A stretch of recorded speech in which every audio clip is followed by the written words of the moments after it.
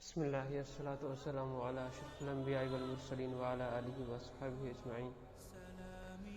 آج ہمارا last lecture ہے مخرج پہ، آرٹیکولیشن پوائنٹس پہ، یعنی جو موسٹ امپورٹنٹ پارٹ ہے تجوید کا، وہ ان مخارج کو سمجھنا ہے، ادا کرنا سمجھنا دونوں بڑے ضروری ہیں۔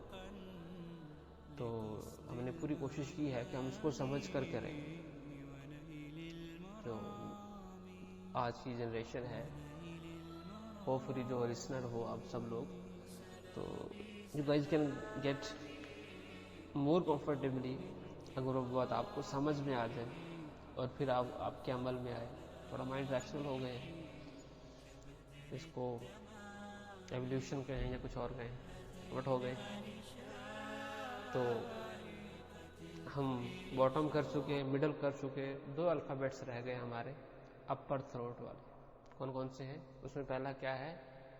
غین، جسے ہم پرناؤنس کرتے ہیں، اس کا الفابیٹ کا نام کیا ہے؟ غین۔ ہم ہمیشہ زبر سے، فتحہ سے اس کو پریکٹس کر رہے ہیں۔ تو سب سے پہلے سمجھ لیتے ہیں کہ کہاں سے نکلتا ہے۔ یہ جو ہماری ٹنگ ہے، زبان ہے، اس کا جو بالکل پیچھے والا حصہ ہے، اپر تھروٹ پہ ٹچ ہوگا، لائک غا غا غا۔ یہ جو کی جو ساؤنڈ آ رہی ہے، جسے غرغرہ کرتے ہیں، تو بالکل یہی حصہ ٹچ ہوتا ہے۔ یعنی اس مخرج کو پہچاننے کا بڑا ایک آسان سا اولیا ہے کہ منہ میں پانی لو اور غرغرہ کرنا، وہیں سے آواز نکلتی ہے، واٹ ایور۔ تو یہ ہے اس کا مخرج۔ اس کو صحیح پرناؤنس کرنے میں ایک فلو ہمارے ہاں کامن ہے، وہ کیا ہے؟ اس کو لائٹ پڑھتے ہیں، غا نہیں، تھوڑا سا اس کو، جیسے ہم نے عین میں کہا تھا ڈو ناٹ ایگزیجریٹ، یہاں تھوڑی سی ایگزیجریشن چاہیے، غا۔ اس کو لائٹ نہیں پڑھنا، اس کو بہت زیادہ ایگزیجریٹ نہیں کرنا، لیکن یہاں تھوڑی سی ایگزیجریشن ریکوائرڈ ہے۔ کامنلی کیسے ملتا ہے ہمیں؟ یہ غا میں ملے گا، یا غی میں ملے گا، یا غو میں ملے گا، یعنی یا زبر میں مل جائے گا، زیر میں ملے گا، یا پیش میں ملے گا۔ اور یہ فارم پاسبل ہے قرآن میں، اغ اغ اوغ، اس کی فل پریکٹس ہو۔ اس کے ساتھ جو چیزیں آپ کی سائز میں ہوں گی، یہ بھی ہوں گی ڈیفینیٹلی، along with that غن غین غن، انہی کی تنوین کی فارم، اور اس کے ساتھ ہی اگر آگے یہی جزم یا کے اوپر آ جائے تو غی، سمجھ گئے؟ یعنی غا زبر غا، اور آگے یا پر جزم تو غی، اسے غی بھی، وہ اس میں نہیں ہے، انٹینشنلی نہیں ہے، تاکہ یہ چیزیں آپ پریکٹس میں کرو، قرآن سے دیکھ کے اس کو پڑھو۔ اغنی اینڈ غاسقن، انہی کے کامن ورڈز ہیں جو آپ پڑھتے ہو قرآن پاک میں۔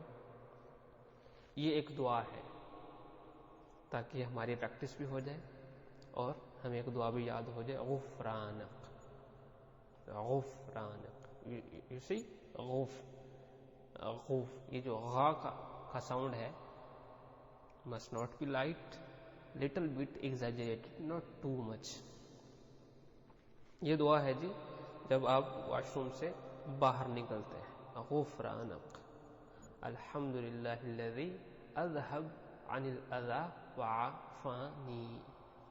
اس دعا پر الگ سے انشاءاللہ چھوٹے چھوٹے سیشنز بھی کریں گے ہم، کہ اس کا ڈیپر میننگ کیا ہے۔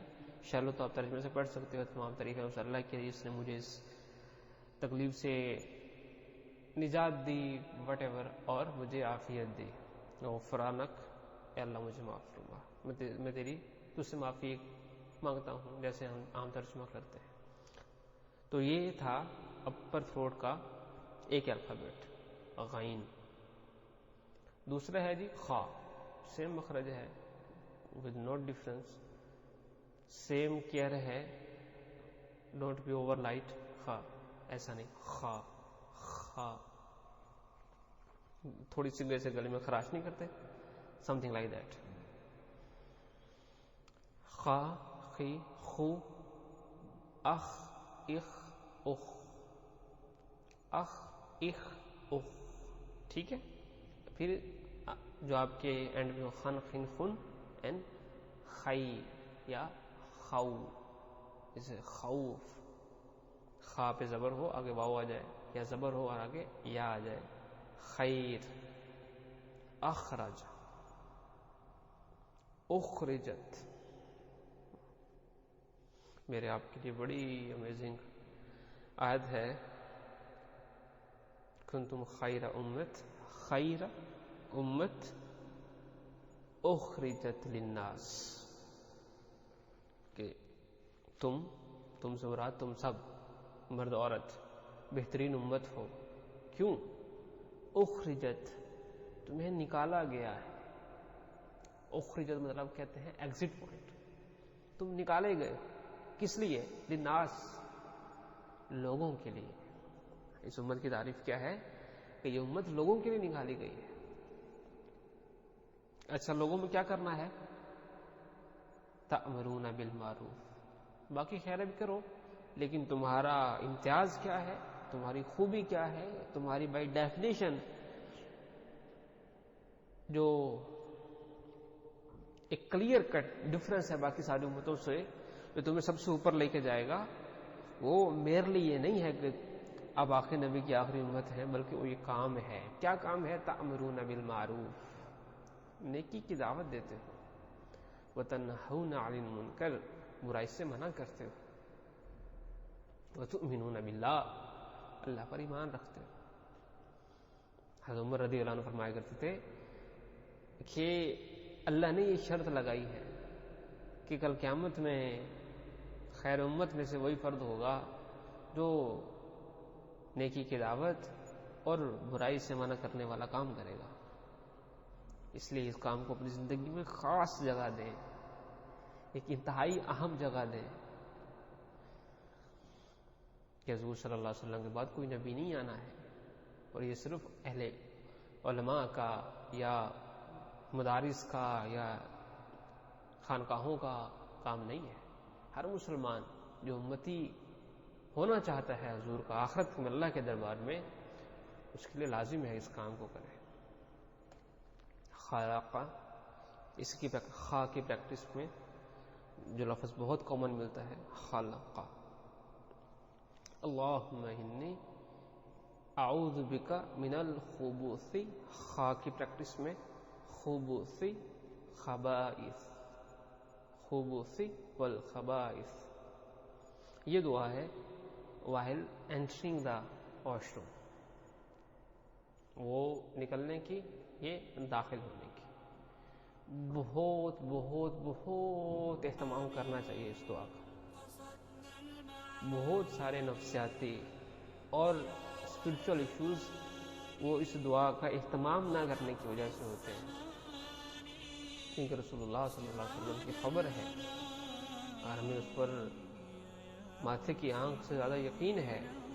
جو آپ نے فرمایا وہ سچ ہے کہ جو بیت الخلا ہوتی ہے، جو واش روم ہوتا ہے، وہاں یہ خبث اور خبائث، یہ جنات ہیں. اور جب آدمی یہ دعا نہیں پڑھتا تو پھر وہ they causes multiple kind of illnesses، multiple elements, بہت سارے مسائل، بہت ساری بیماریاں. تو اس لیے اس دعا کا خاص اہتمام کریں. یہ تو سر ڈھام کے جانا ہمیشہ واش روم میں، اور دوسرا اس دعا کا خاص اہتمام کرنا.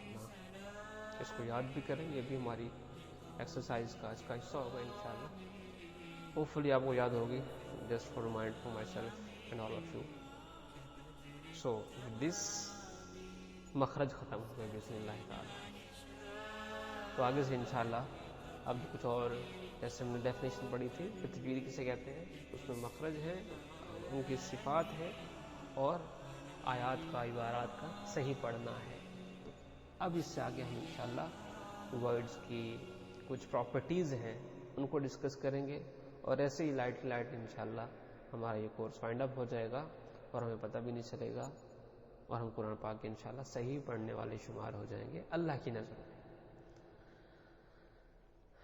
اللہ تعالی ہم سب کو عمل کرنے والا بنائے، ہمیں بھی اس پر غور و فکر کرنے والا بنائے۔ السلام علیکم۔